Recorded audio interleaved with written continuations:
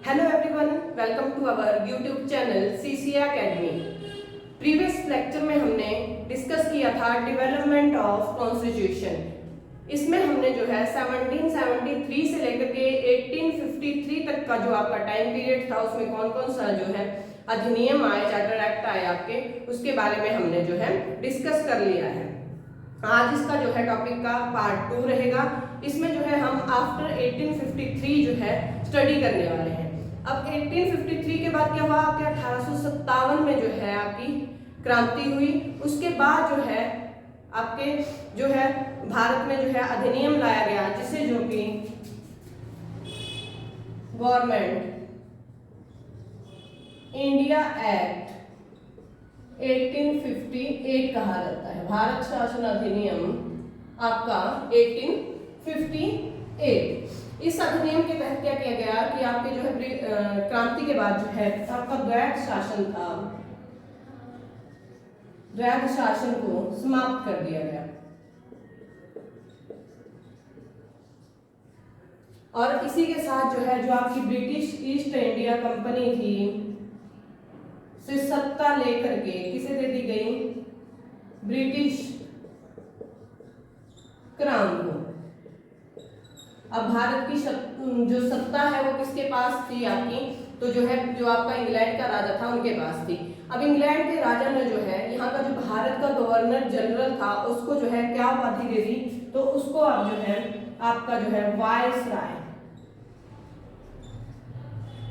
की उपाधि दे दी गई। और इसी के साथ जो है जो आपका इंग्लैंड का राजा था उसने जो है अपना प्रतिनिधि के रूप में जो है वहां के मंत्री परिषद के जो है सदस्यों को भारत भेजा, जिसे जो है भारत का राज्य सचिव पद दिया गया। अब इस भारत का राज्य सचिव पद का कार्य क्या था कि इसका कार्य था कि जो भी आपके कानून और नियम बनेंगे उस टाइम पे उसमें जो है इसकी अनुमति लेना आप वहां तब वायसराय को क्या था, जरूरी था, अनिवार्य था। इसकी अनुमति के बिना जो है कोई भी जो है कार्य नहीं हो सकता था। इसी एक्ट के बाद जो है आपका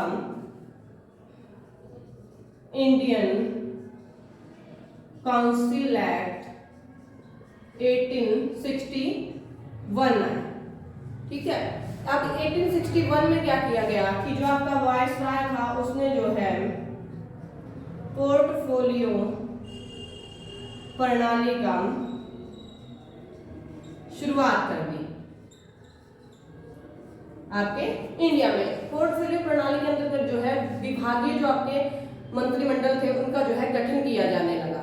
और इसी एक्ट में आपके जो है जो आपका वायसराय था उसको जो है एक शक्ति दी गई अध्यादेश जारी करने की।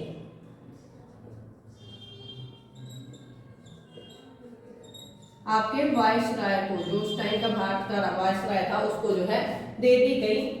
और ये भी आपके फर्स्ट टाइम। ठीक है। क्वेश्चन क्या बन सकता है कि जो आपकी पोर्टफोलियो प्रणाली है उसका शुरुआत कब हुई, तो आपके एक्ट 1861 में।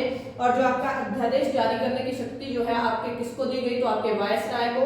किसको दी गई, तो आपके वायसराय को, वायसराय को दे दी गई। और इसी के साथ जो है जो आपके भारतीय जो प्रतिनिधि थे उनको शामिल किया जाने लगा कानून निर्माण करने की प्रक्रिया में शामिल किया जाने लगा आपके भारतीयों को। ठीक है। इसी एक्ट के बाद जो है आपका Indian council act, Indian council act 1892 आया आपका। इस एक्ट के तहत जो क्या है आपका जो भारत है उसमें जो है अप्रत्यक्ष चुनाव प्रणाली शुरू की गई। 1892 एक्ट में क्या हुआ आपके में कि जो आपका चुनाव थे, जो सदस्य जो नामांकन करना था उनका मनोनीत किए जाने थे, वो कैसे होने लगे, तो अप्रत्यक्ष चुनाव प्रणाली द्वारा। और इसी एक्ट के तहत आपका जो है भारतीयों को बजट पर प्रश्न पूछने तथा बहस करने का जो है अधिकार दे दिया गया। किसे? तो आपके भारतीयों को। क्वेश्चन क्या पूछा जा सकता है कि अप्रत्यक्ष चुनाव प्रणाली का जो है शुरुआत कब हुई? तो आपका इंडियन काउंसिल एक्ट जो 1892 था उसमें। इसके बाद जो है आपका इंडियन काउंसिल एक्ट 1909 आया। Indian council act 1909। इसी एक्ट को जो है आपका मार्ले मिंटो सुधार भी कहा गया। अब यहां पे जो है लॉर्ड मिंटो जो है आपके क्या थे? तो आपके जो है भारत के वायसराय थे 1909 में, और जो आपके मार्ले थे लॉर्ड मार्ले, ये क्या थे आपके? तो राज्य सचिव थे आपके भारत के। अब इस एक्ट में जो है क्या किया गया कि सर्वप्रथम जो है पृथक निर्वाचन का जो है शुरुआत की गई। पृथक निर्वाचन जो प्रणाली थी उसकी जो है शुरुआत की गई, और इसी एक्ट के तहत जो है क्या किया गया कि आप जो है सांप्रदायिकता को जो है आपके प्रधानता दी गई। जो आपकी सांप्रदायिकता है उसको प्रधानता दी गई। किस एक्ट के तहत? क्वेश्चन पूछा जा सकता है। तो आपका जो है इंडियन काउंसिल एक्ट है 1909, उसके तहत इसी सांप्रदायिकता से मीन्स कि जो आपका मुसलमान प्रतिनिधि था उसको जो है केवल मुसलमान लोग ही वोट कर सकते हैं। तो धर्म और जो आपकी जाति थे उसके आधार पर क्या है इस एक्ट में जो है भारत को बांटने का प्रयास किया गया। इसी के तहत जो आपके लॉर्ड मिंटो हैं इन्हें जो है सांप्रदायिकता का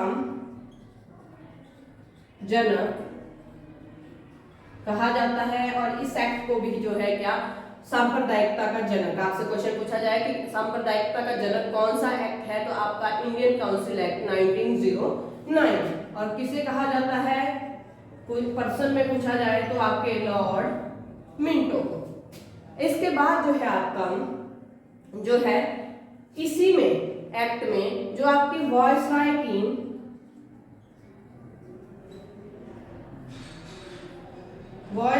की जो है कार्यकारिणी परिषद थी